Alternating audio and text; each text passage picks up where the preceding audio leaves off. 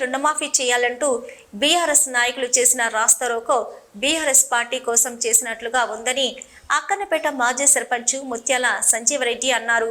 ఈ రాస్తారోకో చేసిన నాయకులకు సగం మందికి రైతు రుణమాఫీ అయింది. రుణమాఫీ అయిన నాయకులు కూడా రాస్తారోకో చేయడం చాలా విడ్డూరంగా ఉందని ఎద్దేవా చేశారు. ఇప్పటికైనా ప్రభుత్వంపై తప్పుడు ప్రచారం చేయడం మానుకోండి అని హెచ్చరించారు.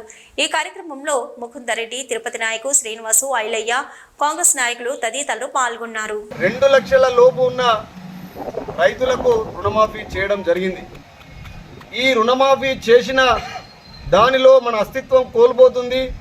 అధికారము మనకు వస్తదా రాదా అని మతి భ్రమించి బీఆర్ఎస్ రాష్ట్ర నాయకత్వము రైతులకు రుణమాఫీ విషయంలో మొత్తం కాలేదు అని ఒక ధర్నా చేయాలని ఒక పిలుపునిచ్చి రాష్ట్ర వ్యాప్తంగా ధర్నాలకు వెళ్ళడం జరిగింది.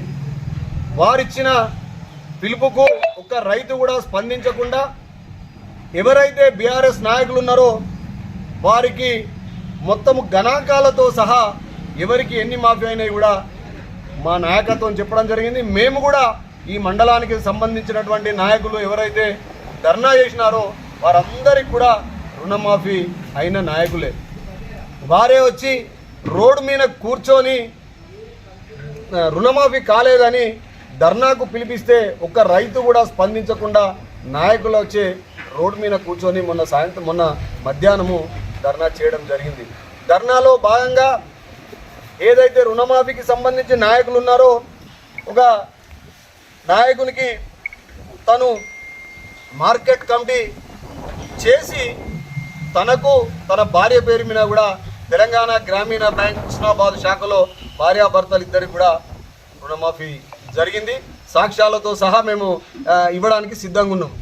అదే మాదిరిగా ఇంకో వ్యవసాయ committee chairman, agriculture market committee చైర్మన్గా బాధ్యతలు నిర్వర్తించినటువంటి మాజీ నాయకునికి కూడా 1,62,500 రూపాయలు ఆ నాయకునికి మాఫీ జరిగింది. ఇకపోతే ఎంపీటీసీగా పదవీ బాధ్యతలు నిర్వహించి రామారం గ్రామానికి చెందినటువంటి వారి భార్య పేరు మీద కూడా రుణమాఫీ అవ్వడం జరిగింది. ఇకపోతే అక్కన్నపేటకు సంబంధించినటువంటి నాయకులు ఎవరైతే ఉన్నారో రైతు సమన్వయ సమితి నాయకునికి దాదాపుగా 1,30,000 రూపాయలు మాఫీ అయింది. అదే మాదిరిగా టీఆర్ఎస్ మండల పార్టీ అధ్యక్షులకు కూడా రుణమాఫీ అయింది. ఇకపోతే ఆ ధర్నాలో పాల్గొన్నటువంటి రైతులకు 1,56,318 రూపాయల రుణమాఫీ అయింది. అదే మాదిరిగా వాళ్లకు లెక్కలతో సహా రైతు సమన్వయ సమితి అధ్యక్షులు ఆయనకు సీరియల్ నంబర్ 115 ద్వారా తెలంగాణ గ్రామీణ బ్యాంక్ అక్కన్నపేటలో రుణమాఫీ అయింది. ధర్నాలో కూర్చున్న నాయకులు రైతులుగా చెలామణి అయి వారికి రుణమాఫీ అయినోళ్ళే ఈ ధర్నాలో కూర్చోవడము జరిగింది. ప్రభుత్వాన్ని బదనాం చేద్దామని రైతులను తప్పుదోవ పట్టిద్దామంటే రైతులు ఎక్కడ కూడా స్పందించలేదు.